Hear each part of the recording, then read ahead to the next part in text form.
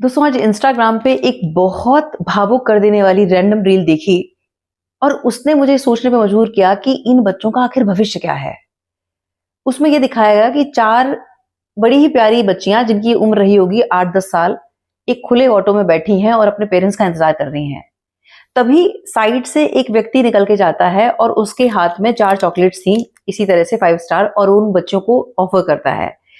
Chocolate देखकर बच्चियों की आंखों में चमक आ जाती है और वो एक एक चॉकलेट उठा लेती हैं।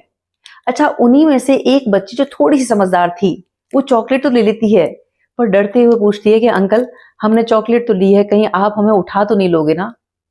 हम अपनी ननिहाल जा रहे हैं राखी बांधने। और वो व्यक्ति भी भावुक होकर कहता है कि नहीं बेटा, मैं एक अच्छा इंसान हूं, आप लोग बच्चे हो, मेरे पास चॉकलेट्स हैं इसीलिए मैंने आपको दी। उस मोमेंट मुझे लगा कि जिन बच्चों के भीतर अभी बचपन से ही इतना भय है, इनका भविष्य क्या होगा। और इस एक बात ने मुझे फ्लैशबैक में अपने बचपन की याद दिलाई। मैंने अपने बचपन को याद किया कि जब हर संडे हमें बेसब्री से सुबह होने का इंतजार होता था और सुबह उठते ही एक ही नियम था कि सारे मोहल्ले के बच्चों को इकट्ठा करके चोर पुलिस खेलना। और हम लोग खेलते खेलते एक मोहल्ले से दूसरे मोहल्ले, तीसरे मोहल्ले इतने आगे निकल जाते थे कि कई बार हम भटक जाते थे।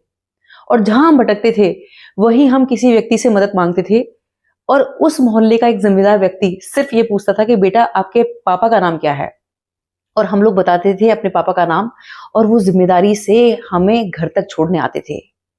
मतलब लोगों के बीच में एक सोशल कांटेक्ट भी इतना अच्छा था कि सब एक दूसरे को जानते थे और सबके बीच में इतनी अच्छी एक भलाई और सच्चाई थी।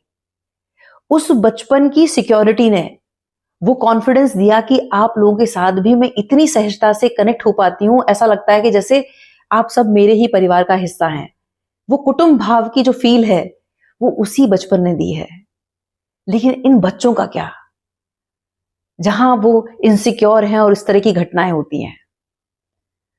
इस मोमेंट मुझे एक बहुत अच्छा लाइन याद आती है कि जहां तक मेरी जरूरत है वहीं तक पूछा जा रहा है, जमाने पर भरोसा करने वालों, भरोसे का जमाना जा रहा है।